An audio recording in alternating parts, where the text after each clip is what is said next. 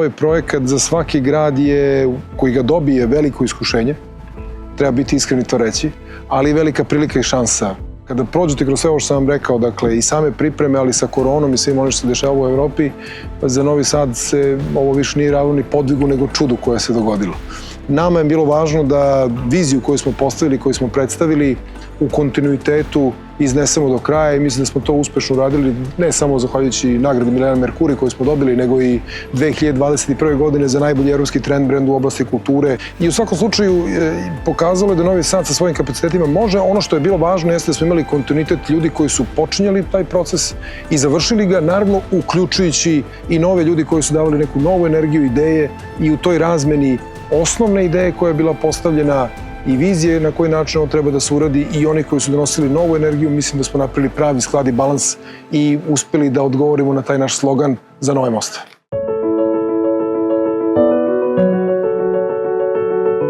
To je neka vrsta snažnog ožiljka u gradu koji se desio 1999. godine, obeležio ga je s jedne strane, a s druge strane snažnu simboliku je predstavio čak i na engleskom Four New Bridges. Ovo nije bio samo, ispostavilo se neka vizija ovog projekta, nego i čitavog razvoja grada u kontekstu premošćavanja dve obale koje se najčešće vide, ali retko komuniciraju i povezuju.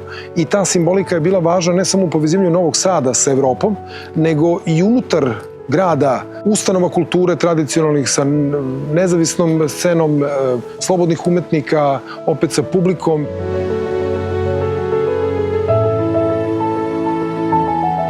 Za svaku evropsku predstavnicu kulture ključna je uloga tog grada koji se prijavljuje. Dakle, ovo nije nacionalna pobeda, titula, ona je važna za svaku državu, svakako jeste, ali u slučaju evropske predstavnice kulture zaista je ključan grad. Bez uključivanja grada, bez prepoznavanja važnosti ovog projekta, ne samo za razvoj kulture, već i za njegovu transformaciju u privrednom, socijalnom, ako hoćete, političkom smislu,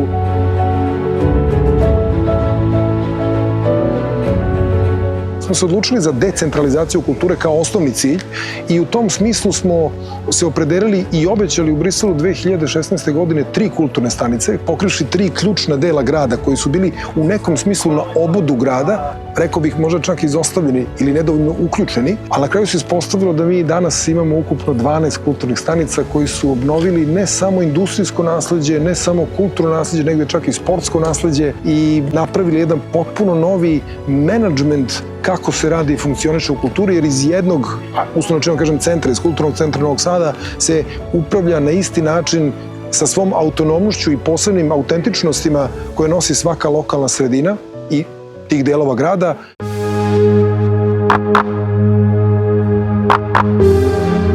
Ukupno je bilo 4000 programa u 22. godini, što znači da 10 programa praktično u proseku dnevno i učestvovalo je 6000 umetnika iz 54 zemlje sveta. Znači, jedan ogroman broj ljudi, ne samo umetnika, nego i posetilaca koji su došli u Novi Sad i koji su po svim istraživanjima i evaluaciji pokazali da bi se ponovo vratili od njega i da su ga prepoznali kao grad kulture sa titulom Evropske predstavnice kulture ili bez nje.